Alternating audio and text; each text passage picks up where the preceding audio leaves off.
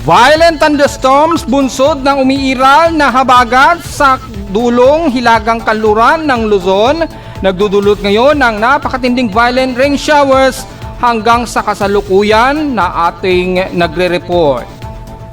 At surface trap umiiral din sa bahagi ng silangan at timog kanluran ng Mindanao bunsod ng ekstensyon ng trough ng surface trap na nagdudulot din ng kalat-kalat na pag-ulan sa ilang bahagi ng Southern Visayas at Mindanao. Pero Metro Manila at karatig Southern Luzon magiging mainit at malinsangan pa rin ang panahon despite na magkakaroon tayo ng mga isolated rain showers sa hapon. In West 90W, bagamat nasa moderate at mataas pa rin ang tsansa ng posibilidad na maging active na low pressure area ito, nanatili pa rin disorganized pero nasa shallow low pressure status na ito. Posibleng susunod dito kay 90W ay naasahan pang binabantayan kung sakaling makatawid na ito ng Western Pacific, na nakikitaan din sa mga empirical forecast gaya ng GFS at ECMWF.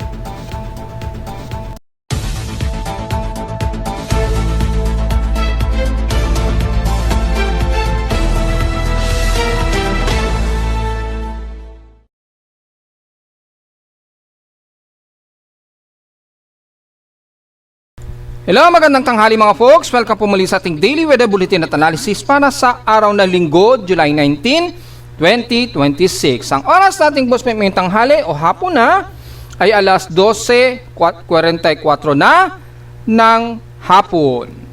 Well, medyo may nilakad lang tayo so medyo tanghali na tayo nakarating at makikita naman natin ay patuloy tayo nakakaranas pa rin sa Metro Manila ng hot, humid at maalisangang panahon dahil may umiiral pa rin tayo na manipis na easterlies. Although yung hot dry dito sa silangan ng bansa, nagdudulot yan ng mas mainit at hot humid na panahon na nagre-resulta ngayon ng accumulation o banggaan ng malamig na hangin dito sa may ng kanluran na nagbubunsod tuloy ng violent thunderstorms. Nakikita ngayon natin sa dashboard dito sa kanlurang bahagi ng extreme Northern Luzon. Pakita natin dito sa dashboard, mahigit sa 430 ang lightning strikes. Pero kung sisilipin natin ang real-time na lightning strikes as of 12:44 ngayong maghahapon na ay makita natin ay sa mahigit 440 lightning strikes tayo ngayon. Mula pa kaninang umaga patuloy pa rin ang mga sunod-sunod na lightning strikes yan. At makikita naman natin dito sa NOAA Avian kung i-activate natin, patuloy po ang mga makakapal na may tubig ulan kasama po ang daloy ng southwest monsoon na ngayon ay nandiyan ngayon sa may bandang hilagang kanluran ng extreme Northern Luzon na nagdudulot ngayon ng mga matitinding kalat-kalat na pag-ulan ngayon, mga ilang light to some moderate rain showers ilang bahagi na Ilocos Region, pababa na ng La Union kasama na ang Benguet, Pangasinan, Zambales hanggang Olongapo po yan. Ingat po dahil patuloy pa rin kayo nakakaranas dyan ng grabing mga pagkulog at pagkilat. Violent thunderstorms po yan ha. Yan, patuloy pa rin po ang triangulation ng ating lightning detector at patuloy pa rin siyang nagkakaroon ng mga ilang pagkulog. Ganon din silang bahagi ng Masbate at Palawan, may mga pagkulog at pagkidlat din dyan. Yan. So maging sa may bandang silangan ng Luzon at kanina malapit dito sa Metro Manila nagkaroon ng isa. At makikita natin ang pinakamalapit na measurement ng aking lightning detector, 96 km po ito mula sa amin sa Caloocan. So sa mga nagtatanong, uulanin din ba ang Metro Manila? Well, kung titingnan po natin yung pinaka-satellite imagery, halos wala po tayo nakikita dito na masyado makapal na kaulapan na may dalang marami-raming water vapor. Ang mataas lang na nag-accumulate dito sa member ng Zambales, Pangasinan lamang at bahagi po ng kaluran ng Ilocos Region. Yan, dyan sa member ng Ilocos Sur hanggang Ilocos Norte. Diyan po nakakaroon ng concentration at maulan na panahon. So mapapansin natin mataas ang water vapor dyan sa kanluran na yan. Sila po ngayon ang nakakaranas ng matitinding pagkulog at pagkilat na may kasamang buhos po ng ulan. Most probably ang concentration nito sa may bandang West Philippine Sea sa karagatan, sa baybayin. Hindi masyado nagtatabas sa kalupaan pero may mga ibang water vapor na nakakatungtong sa kalupaan nito ng kanluran ng Northern Luzon. Kaya nakakaranas sila ng biglaang buhos po ng ulan pero sunod-sunod ang matitinding mga pagkulog at pagkilat kaya mag-iingat po mga folks. Yan. So, yan po. At so far, ay nakataas naman din ang forecast sa atin sa Caloocan na maaari din tayong magkaroon ng mga pagkulog at pagkilat. So, expected pa rin niya, lalo na yung mga gantong hapon po mga folks. So, kung sisilipin naman natin yung Doppler radar, makikita natin most of water vapor na may precipitate rate o estimation ay dito sa may bandang Olongapo hanggang bandang Bataan. At ilang parte pa rin ng Tarlac, yan, nagkakaroon sila ng mga approximated water vapor po dyan. So kung i-zoom po natin yung Doppler radar, makikita po natin ang mataas na concentration ng tubig ulan dito sa may bandang baybayin pa rin ng bandang Zambales at Pangasinan area. So yung reflectivity, kung i-activate po natin yung reflectivity, yan. I-reload po natin kasi hindi naging proper yung load sa reflectivity. So mukhang hindi available yung reflectivity. Yan. So yung estimation lamang yung medyo active. So makikita po natin mga folks ay ang mostly na inuulan dito pa rin sa may bandang kanluran ng Zambales at ilang bahagi pa rin dito sa may bandang Pangasinan, lalo na sa may bandang Bulinaw. Dito naman sa may bandang kanluran ng San Fernando, La Union. At most of Ilocos region, pataas ay nakakaranas sila ng mga kalat-kalat na mga light on some moderate and some heavy rain showers na may matitinding pagkulog at pagkilat. So mag-ingat po tayo dyan sa bahagi na yan na kung saan ay grabe ang mga lightning strikes. Pero makikita sa Metro Manila ay halos hindi tayo inaabutan dahil mataas po yung tuyo na area sa atin sa Metro Manila. So medyo minamalas-malas tayo na hindi inaabutan ng mga pag-ulan. Although mataas naman ang forecast natin, dito sa Caloocan, base sa aming forecast and storm prediction, may pag-ulan daw, isolated.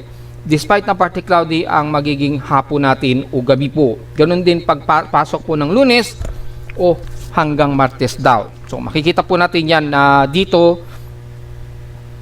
At pakita po na natin sa thunderstorm advisory mula sa data feed ni Pag-asa sa NCR, nakataas ang Pampanga, Tarlac, Quezon Province at Zambales.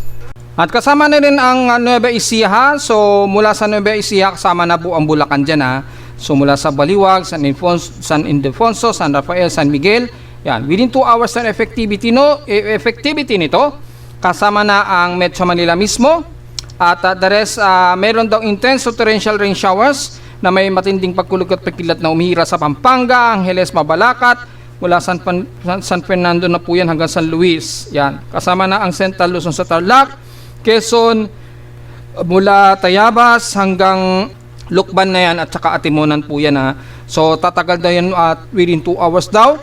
Well, obvious naman po dahil patuloy pa rin ang violent thunderstorms dito sa kalurang bahagi ng Northern Luzon. So kitang-kita naman po, more than 445 ang lightning strikes ngayon base sa kaka-update ng ating lightning detection system. Sa ating forecast and storm prediction, inasa natin ang afternoon rain showers daw sa Metro Manila at bukas ganun din daw inaasahan na may 60% chance of rain. Well, tingnan po natin kung mangyayari yan. Sa atin naman current conditions, overcast, gloomy tayo, medyo mahangin, mapalo ng hanggang 32 km per hour ang bugso. At mostly southwest po ito o southwest dahil may umiiral tayo na habagat. At overcast and gloomy po tayo. At despite nyan ay makikita sa ating live CCTV snapshots ang maaraw pa rin at hot humid pa rin talaga ang paligid dito sa amin sa Caloocan. Sa lowest temperature na natala ng weather station kaninang 1:28 AM ng madaling araw, pinakamababa na ang 28.2 degrees Celsius. Pero kahapon, mainit kami at 33.3 degrees Celsius kahapon ito ng hapon at 1:52 PM. Ibig sabihin lamang yan ay ang aming naging heat index mataas-taas at 47.5 degrees Celsius po yan. At sa atin namang almanac sa heat index nationwide as of 12:47 ngayong tanghali, hapon ay 48.7 degrees Celsius ngayon ang aming highest heat index so far. Yan. Sa forecast ay 44 degrees Celsius daw ang pinakamataas, which is yan daw magiging pinakamataas ngayong araw, although mas malayo yan ngayon sa aming weather station na may 48.7 degrees Celsius. Sa automatic weather stations naman mula sa data feed Pag-asa, ang Diet Camarines Norte pa rin ang nangunguna sa may pinakamataas na init pandaman na may 48 degrees Celsius at sa Romblon pa rin ang pumapangalawa sa may 46 degrees Celsius na init pandama. Sa atin namang PH Extreme Sin past 24 hours, numero 1 pa rin ang Tuguegarao na may 36.9 degrees Celsius na grabing init pa rin. At sa pinakamababa ang Baguio City na tiling 17 degrees Celsius lamang ang almost stationary sa kanila na lowest. At sa Inula naman ang Borongan Eastern Samar na may 12.4 mm ang total rainfall at ang average wind speed naman sa NAIA ay may 17.1 kilometers per hour na average wind speed, which is makikita naman ninyo mga folks, medyo windy talaga sa Metro Manila dahil dito sa amin sa Caloocan ay mabugso ang hangin sa amin na makikita nyo naman at umaabot yan sa mahigit 40 to 52 kilometers per hour ang bugso. At makita naman sa average wind speed namin sa Caloocan, at least in 1 hour average ay nasa 15.5 kilometers per hour ang aming average wind speed. So lumalabas, pumapangalawa kami sa NAIA na may mabugsong hangin at mahangin talaga. Medyo windy tayo ngayon mga folks. Samantala sa ating outside humidity, 79% tayo, medyo mataas. Bumaba ito ng 1% since last hour. Concentration ng outside humidity, kaya medyo maalinsangan tayo.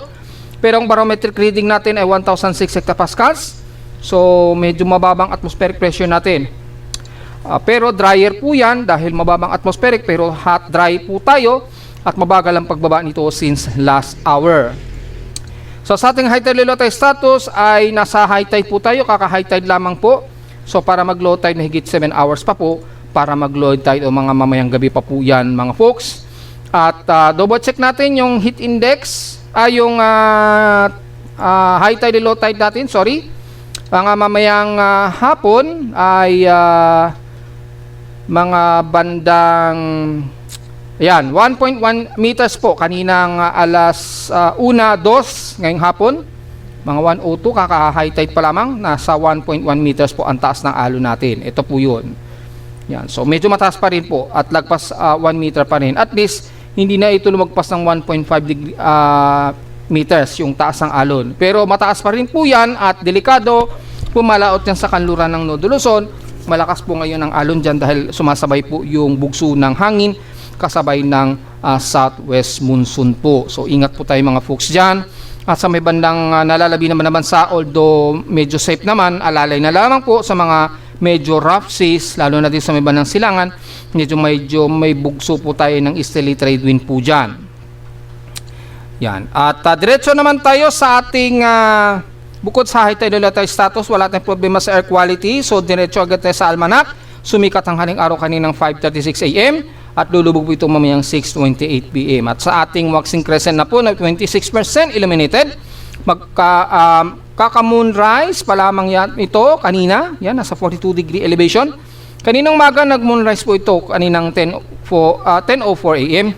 Pero mamayang gabi at 10:17 PM naman ito lulubog. At sa ating local weather outlook para ngayong linggo hanggang bukas ng Lunes, partly cloudy po tayo at sa maghapon, pero maaraw sa umaga, pagdating ng hapon ay maulan at localized thunderstorms daw na may 100% chance of rain. Bukas ng Lunes ay nasa 55 to 60% daw ang chance ng pag-ulan. So itong 100% nito sa ngayon kasalukuyang nararamdaman pa lamang yan sa may bandang kaluran ng Extreme Nodo Luzon, na kasalukuyan ngayon na umiiral sa kanila ang matitinding pagkulog at pagkilat na sobrang grabe. Yan, grabe ang pagkulog at pagkilat sa kanila. Pero sa Metro Manila halos hindi umaabot masyado. Yan, medyo tipid ang lapit ng habagat dito sa Metro Manila kaya hindi natin masyado ramdam yan.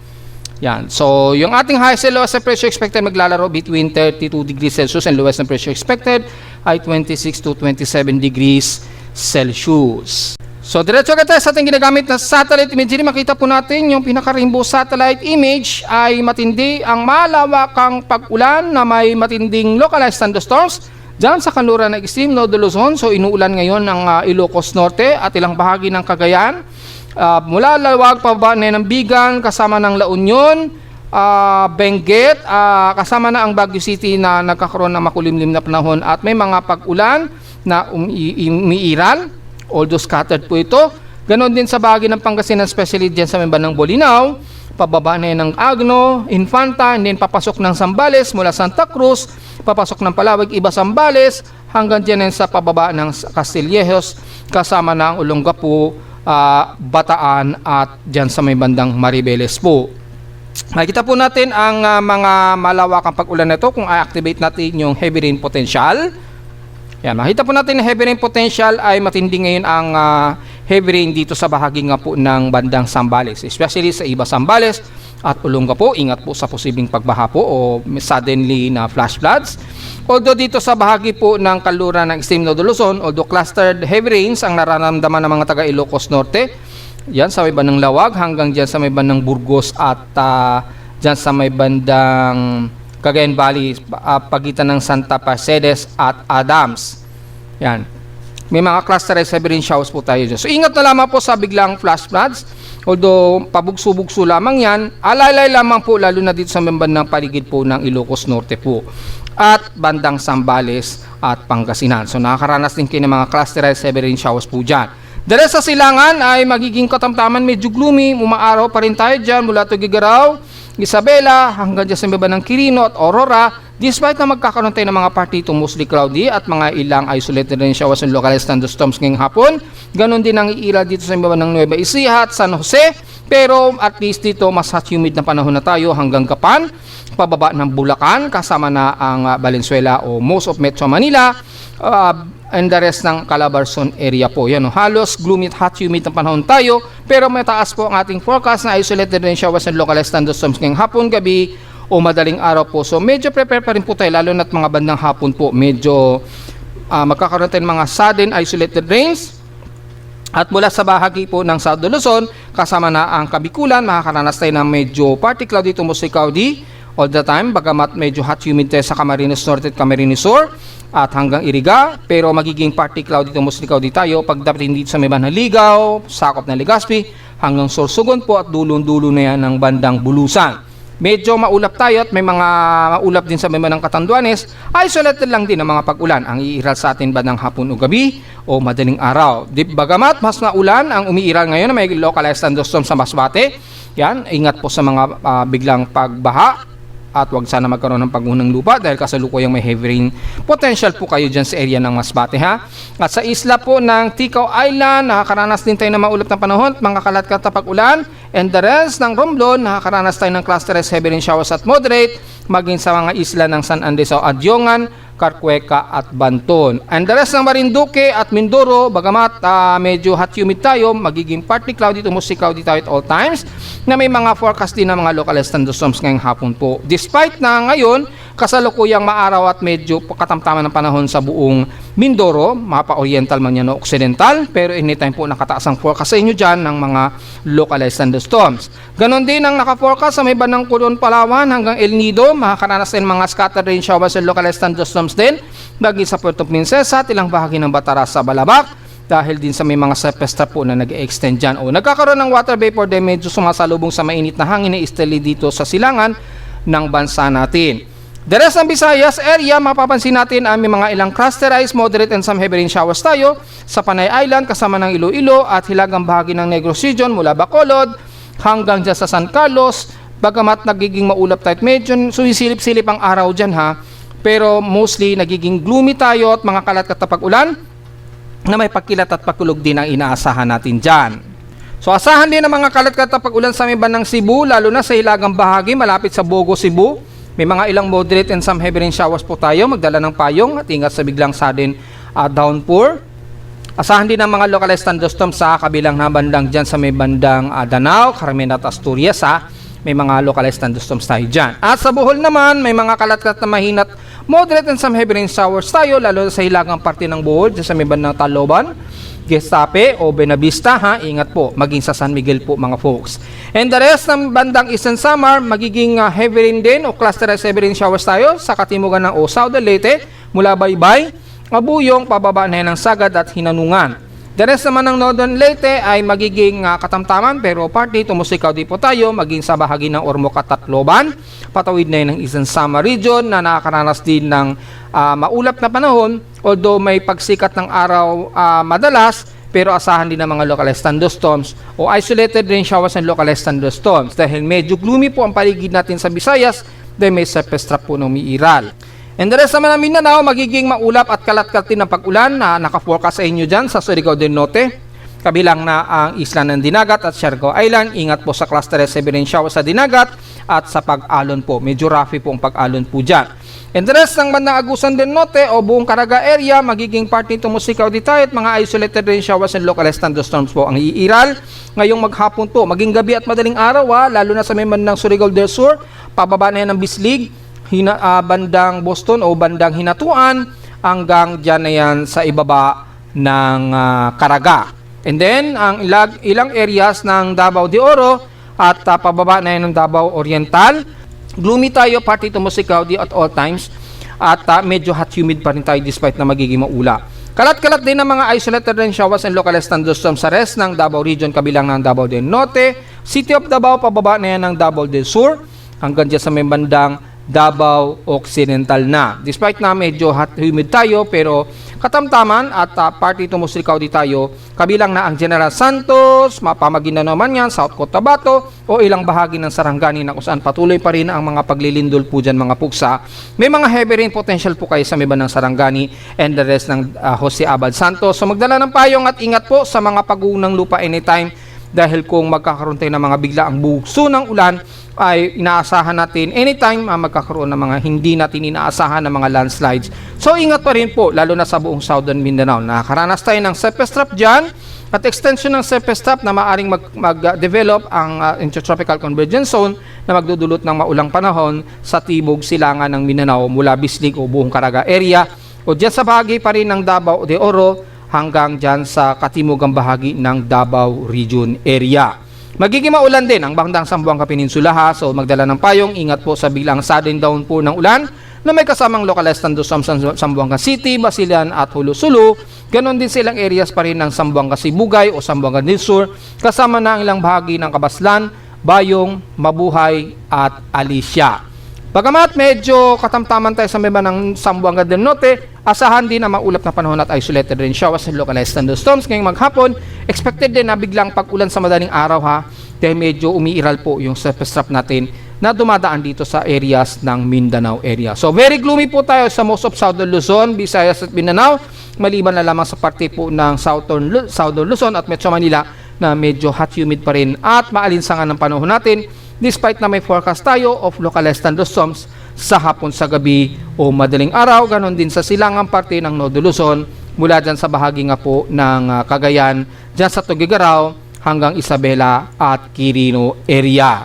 So kamustahin po natin ang ginagamit natin na computer generated tropical cyclone sector. Itong si 90W, despite na aktibo pa rin siya sa ating monitoring, yan, pero sa ibang weather agencies po kasi medyo tinanggal na yan, gaya na lamang ng Joint Typhoon Weather Center. Pero kung titingnan natin sa ating tropical cyclone and forecast advisories, ay despite na dineclare na si 90W is dissipated na, kaya tinanggal na po yan sa listahan ng Joint Typhoon Weather Center, si 90W, although may remnants pa rin siya dito, ayan o, kitang-kita pa rin dito sa satellite imagery yung remnants niya, kaya almost stationary pa rin kay Japan Meteorological Agency itong si 90W. Pero mapapansin nyo po, low pressure area pa rin siya o invest.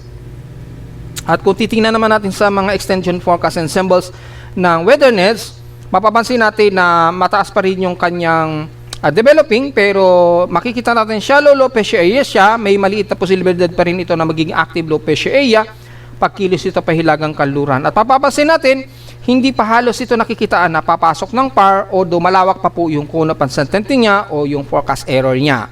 So tingnan po natin sa mga susunod po o this coming week dahil sa ngayon ay dinisipate na raw ito ayon kay Joint Typhoon Weather Center. Pero sa ating tropical cyclone sector, under monitoring pa po si 90W na may central air pressure of 1,009 hectopascals at may maximum sustained wind pa rin ito na 37 km per hour malapit sa gitna at bugsong 48 km per hour po.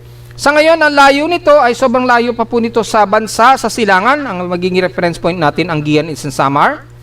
Mula sa Guian Island Samar sa labas ng Philippine Area of Responsibility ay nasa layong 3,022 km po ito east ng Guian Island Samar.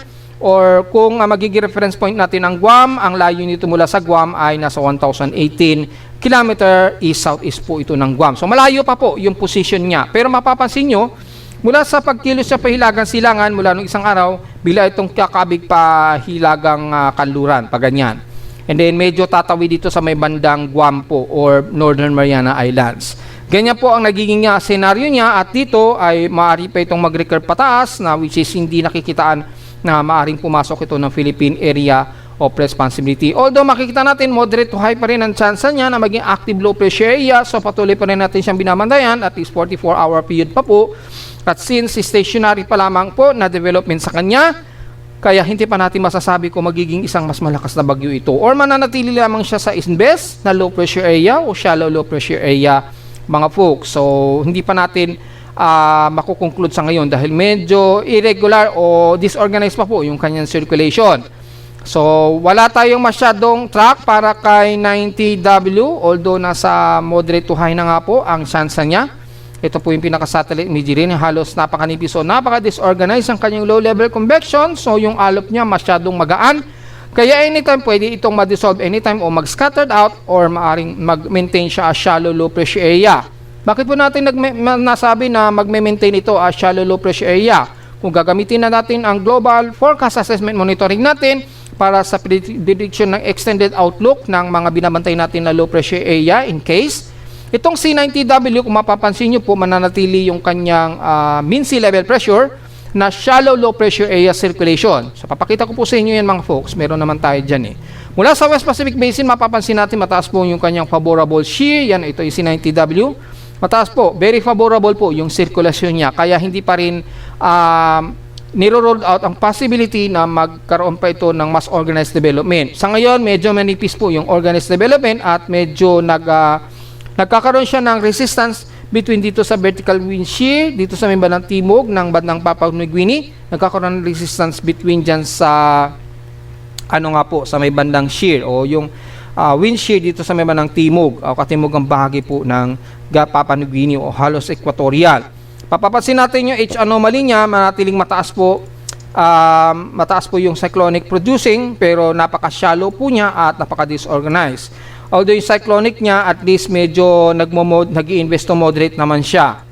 Kaya hindi pa siya niruled out sa ngayon na aalisin as posibleng maging active low pressure area sa ngayon. Pero kung mapapansin natin sa Global Spectrum Model itong C90W, makakalapit pa ito ng Guam, pero makikita nyo po, magkakaroon siya ng between resistance dito sa may bandang timog kanluran niya. Yung wind shear nga po, may wind shear kasi dito, nagkakaroon na resistance para kay 90W na magtuloy-tuloy sa kanyang development. Isa rin ang dahilan kung bakit yung naunang bagyo na si 98W, di ba, mapapansin nyo, nalusaw din kaagad. Dahil nagkaroon ng interaction sa pinaka-wind shear dito sa bandang equator line. So mapapansin nyo po, mga folks, itong si 90W napaka-shallow lamang niya at very disorganized. So unruled out pa kung magtutuloy-tuloy yan dahil bumabalanda sa may pinaka-resistance ng wind shear. So yung kanyang mean sea level pressure, ito po, nagkakaroon siya ng paghatak o yung nagkakaroon ng resistance pagitan ng kanyang circulation. Kaya mapapansin nyo dito, bago ito lumapit ng Guam, medyo mag-scattered out o magdi-dissipate po siya or medyo mag-scattered out siya. Bigla na lang siya kakalat pagtawid niya dito sa may bandang Guam po. So maliit ang nakikitaan sa ngayon na ito ay magiging active low pressure area. So malayo-layo pa at mahaba-haba pa ang pagbabantay para kay 90W. And then onwards, natili itong trough, yung trough niya, yung extension ng trough na medyo magpapalapit dito sa may bandang southeastern Luzon na maaaring magdulot po ng mga kalat-kalat na pag-ulan. Kung mapansinin po natin yung pinaka-wind shear niya para kay 90W, mapapansin niyo po, unfavorable po yung ibaba nito. Ayan, napaka-unfavorable. Kumukontra sa kanya, ito po yung favorable zone niya. Ito po yung unfavorable zone. Kumikilos ito pahilagang silangan. Yan, dahil yung curval ng hangin diyan sa may bandang equator malakas. At yan ang dahilan kung bakit naghihindrance sa development ng anumang low pressure area bago lumapit ng Guam itong C90W. Ganyan din ang nangyari sa mga ibang low pressure area kagaya ni 97W at ni 98W. Hindi nila nakayanan, nalusaw na lang din po yun agad. Na which is hindi natin ina-anticipate po yan. So yung convergence po, mapapansin din natin, yan, mapapansin niyo po, although meron siyang at least 22 km o 18 to 22 km per hour, pero naka-scattered po, very scattered po yung kanyang alof, yung pinaka-convection.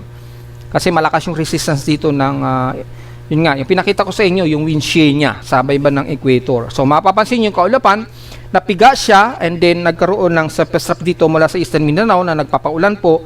Pero mapapansin nyo, sumasabay ito sa hatak ng wind shear dito sa bandang equator line.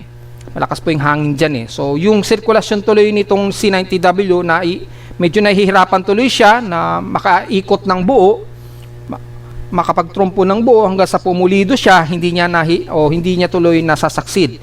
Dahil po dito sa humaharang sa kanya na wind shear o yung pinaka-vertical wind shear sa kanya dito sa boundary na ito. Kaya mapapansin nyo, nag-iba yung galaw ng ulap at nagkalat yung mga kaulapan. Kasabay po ng mga ilang kaulapan na sumasabay po dito sa bandang wind shear na kung saan malakas po yung resistance ng hangin. So yun po yung magiging rason na maaring ma-dissolve na lamang po at sa ngayon si ECMWF ay si Joint Typhoon Weather Center ay kinonsider na po si 90W ay dissipated na raw po at wala na raw po potentially na maging isang active low pressure area daw. Pero hindi pa convincing ang ibang mga models, kaya patuloy pa rin natin babantayin yan maging kay Japan Meteorological Agency. Hindi pa sila masyado convincing na tuluyan ang nalulusaw itong C90W. Kaya kung titingnan natin sa pinaka-tropical cyclone strike probability, mapapansin nyo po medyo shallow low pressure area pa rin si 90W, although at least nasa 50% chance pa rin ang kanyang development. Kaya hindi pa rin convincing yung ibang weather agencies. Kaya kahit na tinanggal yan ni Joint Typhoon Weather Center, pero sa atin at sa ating binagamit na mga Genesis at compiled models, maging kay Japan Meteorological Agency, hindi pa sila convincing. So, hindi pa nila totally kinukonsidera na lusaw na itong C90W. At kitang-kita naman sa ating tropical cyclone sector na natili pa rin under monitoring siya ng PIMO Weather Tropical Cyclone Sector. At mula sa computer models o yung mga simulation computer outlook na ating ginagamit mula ka GFS, makikita nyo dito magiging active low pressure area pa siya. And then kikilos ito pa northwest na hindi nakikitaan na lalapit sa malaking kalupan ng bansa, although paigtinin o palalakasin nito yung ating habagat kung sakaling maging isang aktibong low pressure area yan. Yan yung pinapakita ni GFS, extended ahead of outlook niya o extended ahead of time niya at is July 23 to July 26. Yan. Nandito na yun sa nakatawid na yun ng bandang Guam. Pero kay CMWF, shallow trough lamang ito. Yan, na may extension trough dito sa may bandang Eastern Mindanao na nagdudulot po ng maulang panahon sa may bandang southeastern part ng Visayas at Mindanao area. Pero yung totality na magiging active low pressure sa ngayon ay not ruled out pa rin ayon sa extended outlook ni ECMWF. Kay AI ensemble, makita natin shallow din siya, so napakababa rin ang potential niya na magiging active low pressure area. Although ito, mapapansin nyo, yung kumikilos ito sa may bandang Eastern Luzon o Southeastern Luzon, tumatawid dito. So napaka-erratic nung mga ensemble pa rin sa ngayon at hindi pa rin sigurado yung development ni 90W, kaya until now ay active pa rin siya sa ating tropical cyclone sector monitoring. Ganon din kay ICO, no? Shallow lang din siya talaga, manipis, except GFS na mas aggressive po yung forecast nila sa ngayon. Kaya hindi pa rin natin na maaring sabihin pa na tuloy yung nalusaw na po itong C90W. Bagamat merong binabantay na susunod tayo na matagal na natin nire-report ito, di ba? Nasa may bandang Eastern Pacific o Central Pacific. Yan. Maaari itong makatawid pa ng Western Pacific. Dito, maaring maging WP ang code name niya. Sa ngayon, C code pa lamang yung pangalan niya. 90P yata ang pangalan niya o 93P. Correct me if I'm wrong. Pero pag nakatawid niyan dito sa member ng International Dateline ay papalitan niya ng codename into WP o Western Pacific Cyclone Monitoring. So tingnan natin, dahil napakataas po yung potential niya at 70 to 80%. At last week pa natin binabanggit yan na maaring makatawid dyan ng ating teritoryo o bandang domain sa Western Pacific. So malayo pa po yan, hindi pa natin pwedeng makonsidera yan kung ito'y magiging banta sa bansa. Sa ngayon, napakaliit pa ang banta niyan sa bansa dahil sobrang layo, dahil posible pa bigla itong kumilos pa hilagang kanluran patungo ng bandang Japan, which is walang nakikitaan na papasok ito ng pinaka-domain natin sa Pilipinas. So mag-update tayo tungkol dyan, mga folks. Samantalak, nung isang araw nakalimutan natin isama yung report natin ng ating real-time daily meditation para mabigay ko sa inyo yung update tungkol sa ating drought sa bansa dahil patuloy pa rin ang pagbaba ng ating water reservoir. Kung naalala nyo po, yung ating Angat Dam at Magat Dam ay patuloy pa rin ang pagbaba ng water reserve nito. So hindi na naging sapat po yung ulan na ng mga nakaraang bagyo na dumaan para ma-supplyan po yung ating mga dam. So dahil po dyan ay patuloy pa rin ang pagtaas ng ating drought, and as of July 17, ang huling record dito ay yung drought index pa rin po dito ay mas mataas na sa may bandang silangan ng Luzon hanggang southeastern Luzon. Napansin nyo po, nagpalit na yung pinakamataas na drought index. Maalala nyo po, during summer natin sa Pilipinas, mataas po yung drought namin dito sa may bandang kanluran ng bansa. Especially Northern Luzon, kasama ang Metro Manila, Palawan, hanggang kanluran ng Visayas. Ngayon, during habagat season, napansin nyo, pumalit. Ang naging mataas naman ng drought ang bandang eastern sections ng bansa, which is ilang beses natin pinapaliwanag na kapag during habagat season, usually ang silangang bahagi ng bansa ang tumataas ang kanilang tag-init, yung parang tag-init sa kanila o yung mataas na temperatura, kasabay din ng mas mababang average na ulan. So mapapansin nyo po, ang bandang Bicol region ang may pinaka-mainit na temperatura. At least nasa moderate na po ito to halos high dito sa may ng Camarines Norte, ilang bahagi ng Quezon Province at Camarines Sur area. Yan. Ganon din sa may ng Cebu at Bohol at Southern Leyte. So mapapansin nyo po yung drought index, although sa buong part ng Luzon, maliban na lamang sa may bandang dito sa may ng Mountain Province, medyo hindi na mataas yung drought index, pero the rest ng Lodo Luzon hanggang sa Luzon na natiling mataas po. At silang bahagi pa rin ng Visayas at kanlurang bahagi ng Mindanao, medyo mataas na rin po yung drought index po. Doon sa ating stock drought index natin, nangunguna pa rin ang silangang bahagi ng Cagayan Valley hanggang dito sa may bandang Bicol region o eastern part ng Visayas, kasama na ang bandang Cebu at Bohol area. Medyo safe na sa Metro Manila at most of Zambales, Palawan at Mindoro. Well, dahil nakatawid na kami sa tag-init. So, So, hindi na masyado mataas ang inaasa naming drought. Although, mapapansin natin, apektado po yung mga dam natin dyan sa kung saan mataas ang pinaka-drought index natin. Yung drought natin ay napakataas po. Yan, kung saan nandyan yung dam natin ay mataas po yung ating drought. Although, normal ito o to moderate, pero hindi pa rin po maganda yan. Average rainfall naman, although mababa pa rin, pero mapapansin natin ang kanluran ng Luzon hanggang southwestern Luzon at western sections ng Visayas at Mindanao, at least medyo nagmo-moderate to at least high ang average rainfall natin, kabilang nasa baba ng Panay Island, Bataan, Olongapo, yan. Dito sa may bandang Isabela, medyo mataas din at ilang bati ng Quirino or Aurora region sa may bandang silangan ng Northern Luzon. At least mataas din. Pero the rest, medyo mababa o mababa pa rin. Below average pa rin ang total rainfall. Kabilang na ang Metro Manila at ilang bahagi ng Central Luzon, Pangasinan at Calabarzon area. Medyo mababa pa rin po. So ito yung pinaka-monthly natin. Ang concentration sa may bandang Davao de Oro at ilang bahagi ng Davao Oriental. And the rest, mababa pa rin po yan mga folks. Ganon din ang severity ng drought intensity dyan sa may bandang Bicol region. Mataas yung intensity sa may bandang Bicol region daw. So, yan po ang tagtuyot sa inyo. Kaya sa mga nasa Bicol region, wag po tayong magtataka. Bakit ang init dito sa amin? Kunti lang ang ulan. Pero sinasabi niyo magkakaroon daw ng mga localized na habagat rains. Well, again, ang habagat po usually sa kanlurang bahagi po ng bansa, unang makakaranas po na malakas na bugso ng ulan. Pero sa mga taga Bicol region, mga secondary lamang or halos wala o halos kokonti lang ang mararamdaman ninyong mga habagat rain showers po dyan.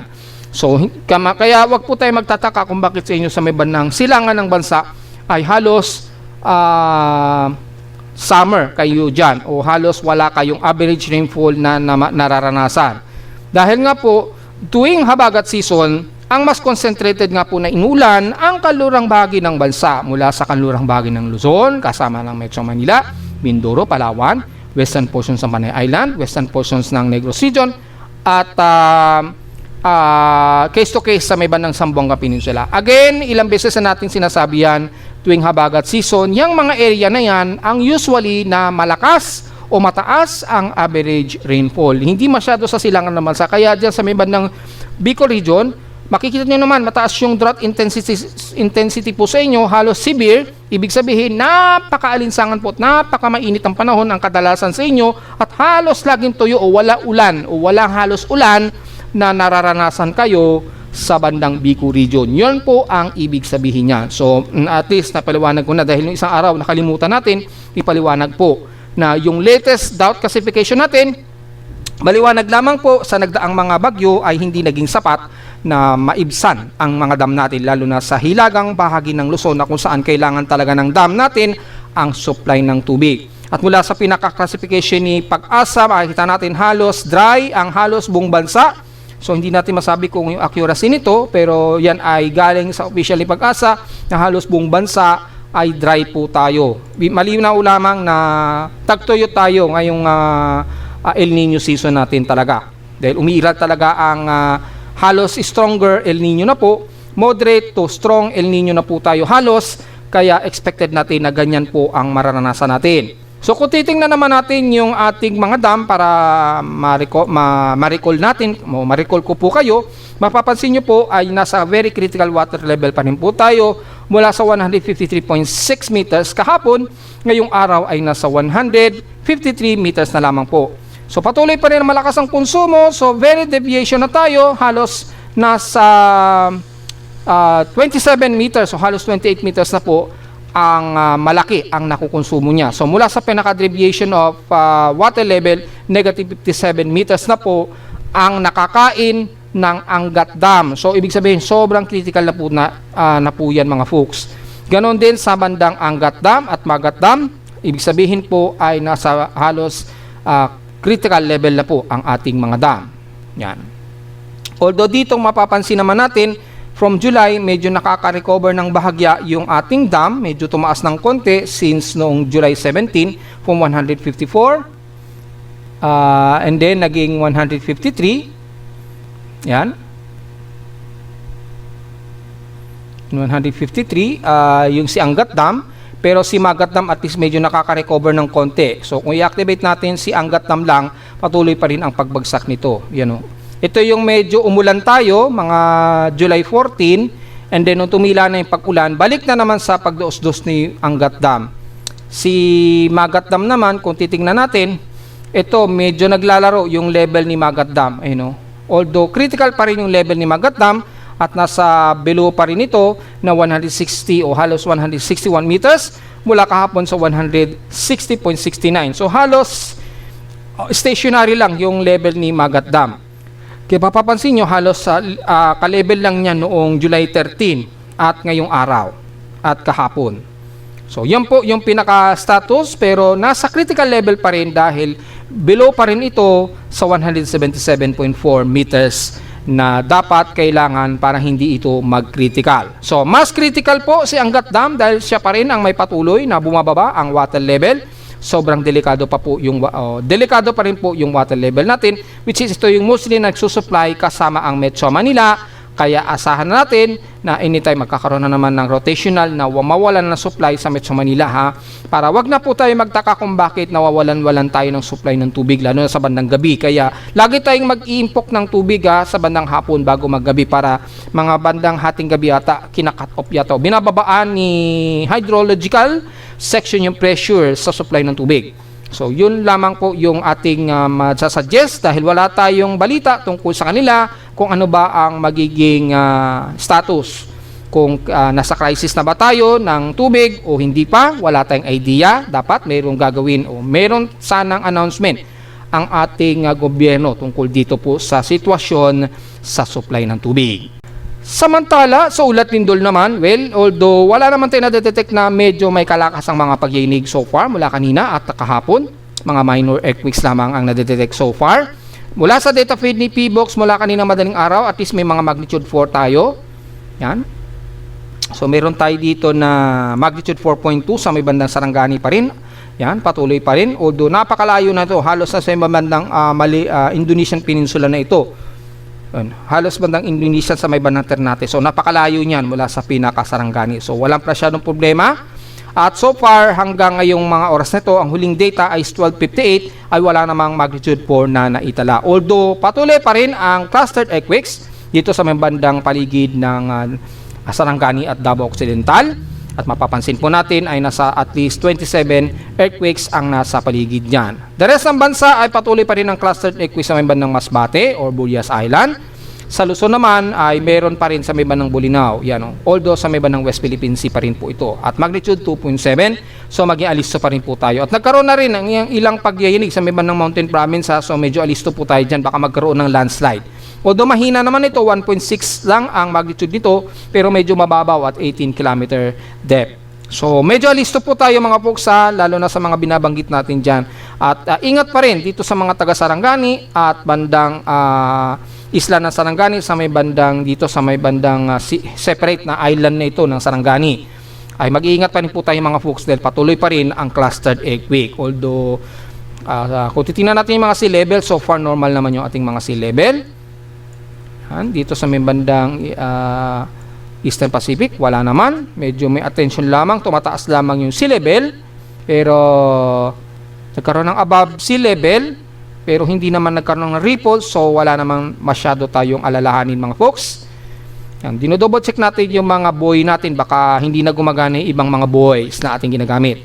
Importante ito para na monitor natin kung may mga possible na ripple ng dulot ng lindol. Ito baka man-made lang to, baka natatamaan ng mga barko na dumadaan dyan. Sa may bandang Olonga po naman, yung sea level, wala naman so far, normal naman. Sa may Manila Bay, normal naman, wala namang ripple. At sa may bandang Lubang, wala rin. So normal naman po at wala namang tayong alert of tsunami despite na mga may ilang sunod-sunod na mga pagyinig.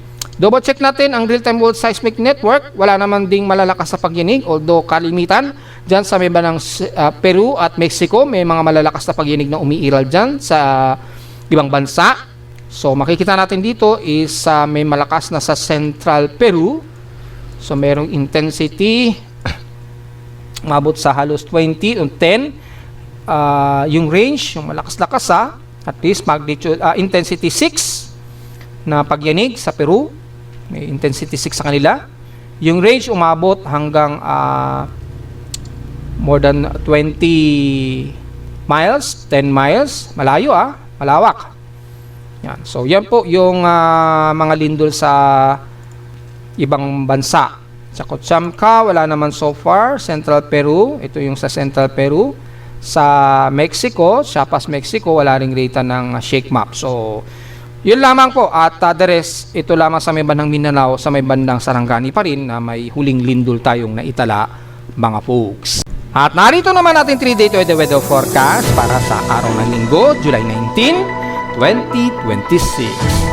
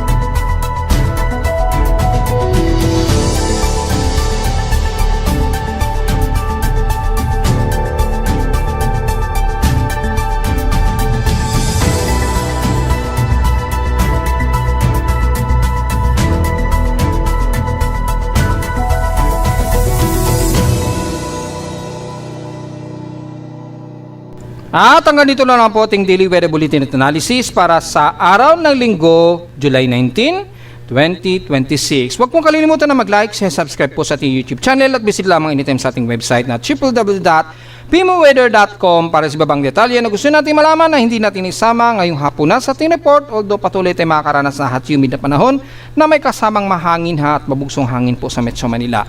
So yung mga aasahan natin pag-ulan sa hapon ay usually isolated ito, depende sa galaw po nitong dalawang weather systems na to, kasama na ang bandang easterly trade wind at yung ating habagat na kung saan mas concentrated ngayon sa extreme northwestern part ng Luzon, hindi masyado sa Metro Manila. At visit lamang sa ating website sa gusto malaman pa rin pinaka-dynamic events mula sa reading ng ating aparato sa Caloocan at sa data feeds mula sa iba't ibang weather agencies. Maraming salamat po mga folks at magandang araw po sa ating lahat.